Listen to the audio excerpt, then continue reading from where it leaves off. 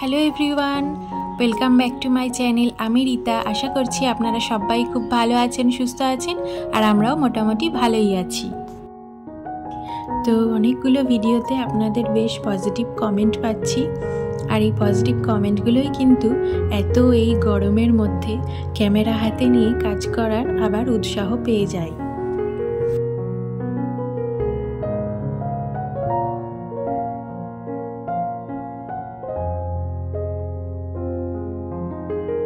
গরম হোক আর শীতকালই হোক, আমার কিন্তু সাত সকালে এক কাপ চা না হলে কিন্তু কোনো কাজ করারই এনার্জি ঠিক আসে না। তো সেই রকমই আজকের দিনটাতেও কিছু আলাদা হয়নি। আজকেও ঘুম থেকে উঠেছি ভোর 5টার সময়, কারণ আমি এখন থেকে ঠিক করেই রেখেছি আমি রেগুলার ভোর 5টার সময় উঠে পড়ব, বা যদি তার আগে হয়তো তাও ভালো, কারণ যা অতিরিক্ত গরম পড়েছে, যত বেলা বাড়ছে আরও গরম বাড়ছে, আর সেই সাথে সাথে কাজ করার আর কোনো এনার্জি পাওয়া যাচ্ছে না। কিন্তু ঘরের কাজ তো আর ফেলে রাখলে চলবে না। সে আজকে যদি ফেলে রাখি, পরের দিন সেই আমাকেই করতে হবে সেই কাজগুলো। তাই জন্য নিজের ভবিষ্যতের কথাটা ভেবে এখন থেকে ঠিক করেছি যে ভোর 5টার সময় উঠেই একদম কোমর বেঁধে কাজে লেগে পড়ব।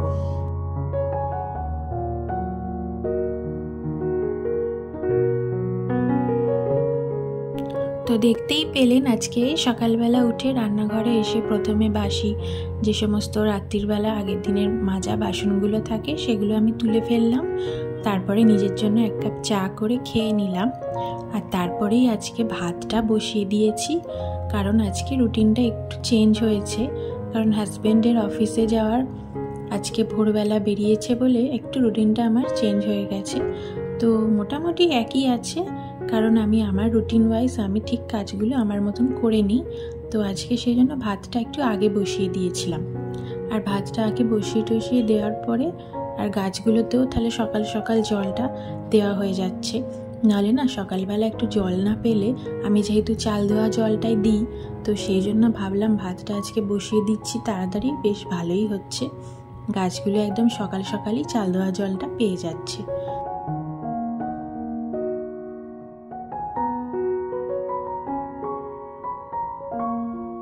আর এইদিকে সব বিছানাগুলো এবারে ভালো করে গুছিয়ে নিচ্ছি, কারণ বাড়িতে সবারই ঘুম ভেঙে গেছে, আর সেই জন্য ভাবলাম বাসি বিছানাটা ফেলে রাখবো না।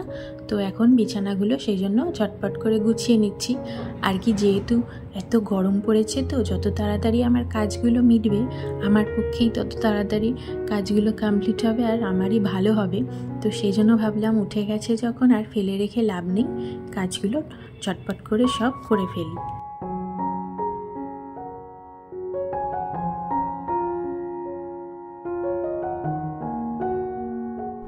আর এদিকে বিছানাপত্রগুলো ঠিক করে নিচ্ছি। আসলে আমার না যতক্ষণ পর্যন্ত আমার মনের মতন হবে কোনো কাজ, ততক্ষণ পর্যন্ত আমি করতেই থাকি, সে যত দেরি হোক না কেন। এটা আমার খুব বদ অভ্যাস বলো আর ভালো অভ্যাসই, জানি না কোনটা। তো এই করে করে না অনেক কাজে আমার দেখি দেরিও হয়ে যায়। তো সেরকমই আজকেও বেশ কয়েকটা কাজের ক্ষেত্রে দেখছি হয়েছে। নয়তো আমার কাজটা যদি আমি সেরকম না করে ফেলে রেখে চলে যেতাম, তাহলে হয়তো আমার কাজটা আরেকটু আগে আগে হয়ে যেত। কিন্তু ওই যে আমি ওরকম কাজ দেখতে পারি না বা করে রাখতেও পারি না, মনটা আমার সেই দিকেই ততক্ষণ পড়েই থাকবে যতক্ষণ না সেই কাজটাকে আবার ঠিক করে করব।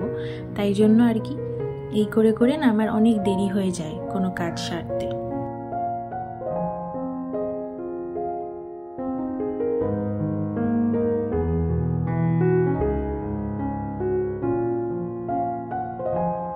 তো ওদিকে যতক্ষণ ভাতটা হতে থাকছে, আমার তো ওদিকে আর কোনো কাজ নেই এখন।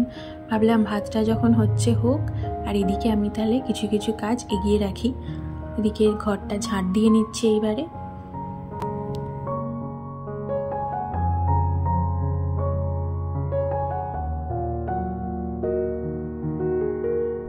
যারা যারা এত দূর অবধি ধৈর্য সহকারে আমার এই ভিডিওটি দেখেছেন, তারা যদি ভিডিওটা ভালো লেগে থাকে তো একটি লাইক করবেন। আর যদি এরকম ভিডিও আরও দেখতে চান, চাইলে আমার চ্যানেলটি সাবস্ক্রাইব করে আমার পাশে থাকতে পারেন, আমার এই ছোট্ট পরিবারের সদস্য হয়ে যেতে পারেন। আর যারা যারা কাজটি অলরেডি করে দিয়েছেন তাদেরকে অসংখ্য ধন্যবাদ।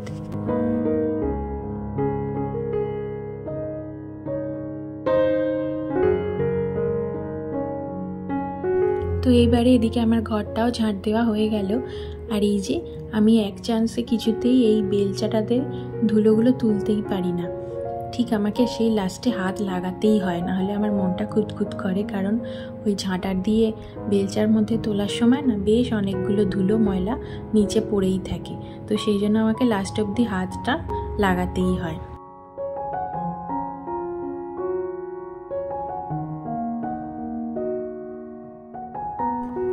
তো ওদিকে ঘরটা ঝাঁট দিয়ে আসার পরে এবারে চলে এসেছি আজকে লাঞ্চে যা যা আইটেম করব সেইটার জন্য আনাজপত্র সব কেটে নিতে।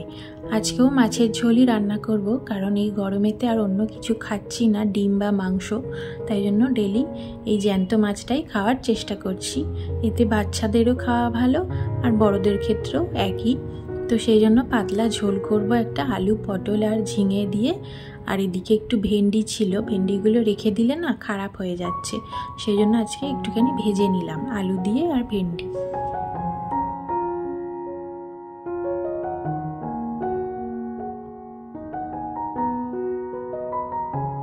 তো এই যে এদিকে এক এক করে আমার সমস্ত সবজি কেটে নেওয়া হয়ে গেছে। এবারে শুধু ভেন্ডিতে যে আলুটা দেব সেইটা কেটে নিচ্ছি এরকম ছোট ছোট করে।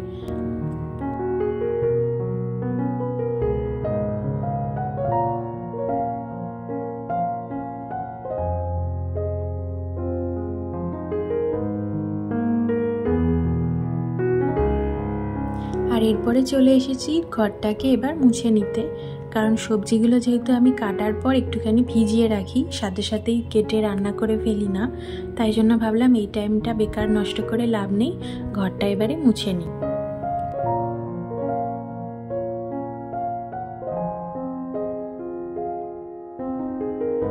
আর যে পরিমাণে গরম পড়েছে, একটু কাজ করলেই পুরো একেবারে ঘেমে স্নান করে যাওয়া হচ্ছে। তো তোমাদের ওখানে কার কীরকম জায়গায় কীরকম গরম পড়েছে সেটা কিন্তু কমেন্ট করতে ভুলো না। আর বেশ অনেকজনই কমেন্ট করছো যে আমার ভিডিওগুলো ভালো লাগছে, আমার কাজগুলোও তোমাদের ভালো লাগছে, তো তার জন্য তোমাকে অসংখ্য ধন্যবাদ। আগামী দিনেও এরকমভাবেই আমার পাশে থাকবে এটাই আশা করছি। আর এই যে এটা হচ্ছে এবারে আমার ব্রেকফাস্ট। হ্যাঁ, এবারে আমি ব্রেকফাস্টটা করে নিচ্ছি। তো আছে হচ্ছে পান্তা ভাত, সেই সাথে একটু আলু ভাতে আর ভেন্ডি আর আলু ভাজা, আর সাথে কাঁচা পেঁয়াজ।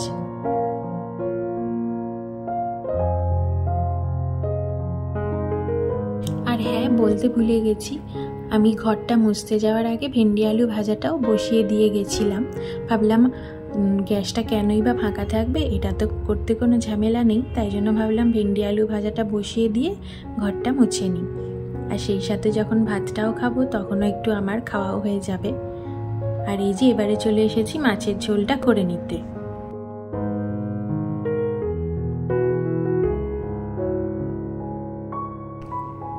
তো দেখতেই পেলেন মাছগুলো ভেজে তুলে নিয়ে রাখার পরে সেই তেলের মধ্যেই জিরে আর তেজপাতা ফোড়ন দিয়ে এবারে সবজিগুলো সব দিয়ে দিলাম।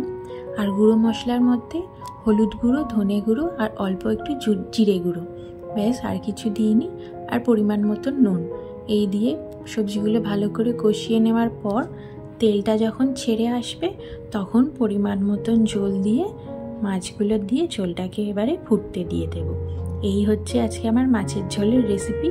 এটা সবাই জানে, যে রান্না করতে জানে না সেও হয়তো জানে এরকম সিম্পলভাবে কি করে মাছের ঝোল বানাতে হয়।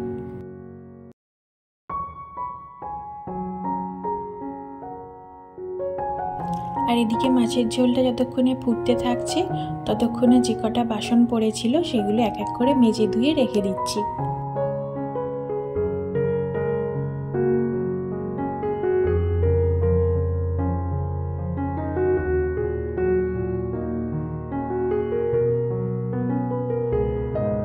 আর আগের ভিডিওগুলোতেও আপনারা যেরকমভাবে আমাকে কমেন্ট করে জানিয়েছেন যে ভিডিওগুলো আপনাদের কেমন লাগছে, আশা করব এই ভিডিওটাও আপনারা দেখে কমেন্ট করবেন এবং কেমন লাগছে সেটাও জানাবেন।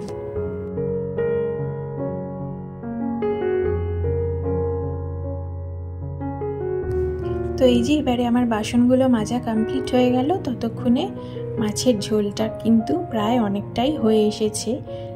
অর্থাৎ আমি এখানে কষতে দিয়েছিলাম, তো সেটা হয়ে এসছে। এইবারে পরিমাণ মতন জলটা দিয়ে দিলাম আর ভাজা মাছগুলো দিয়ে দিলাম এক এক করে। তারপরে আবার এটাকে ফুটতে দিয়ে দেব।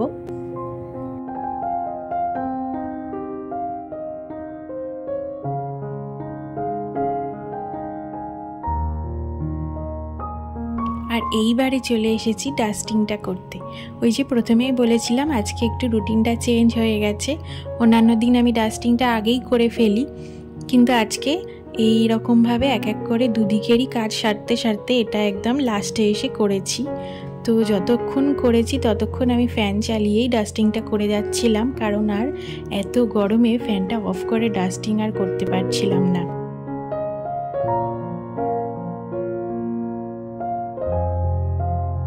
প্রথমে ভেবেছিলাম করতে হয়তো পারবো না আজকে, কারণ গতকাল করেছিলাম ডাস্টিংটা, তো সেই জন্যই ভেবেছিলাম যে আজকে থাক আর করব না। তো সেই জন্যই অনেকটাই দেরি হয়ে গেল, করব কি করব না এই ভাবতে ভাবতে। তারপর ভাবলাম যে না, করেই ফেলি, কারণ যত রেখে দেব তত সেই আমাকেই করতে হবে। আর দেখবেন কোনো কাজ যদি একদিন পর অন্য দিন করা হয় সেটাতে না আরও বেশি কষ্ট হয় পরিষ্কার করতে। তো এটা যখন রেগুলারই করছিলাম তখন বেশ ভালোভাবেই পরিষ্কার থাকতো, এত বেশি সময় দিতে লাগতো না। কিন্তু এখন এই গরমের জন্য একদিন দুদিন ছাড়া ছাড়া করা হচ্ছে বলে না অনেকটা বেশি ধুলো জমে যাচ্ছে, আর এই কাজটার জন্য অনেকটাই সময় চলে যাচ্ছে।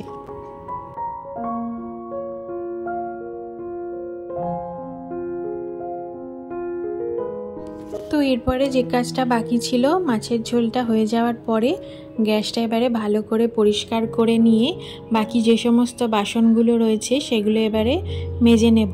তার আগে এবারে গ্যাসটা ভালো করে মুছে নিচ্ছি।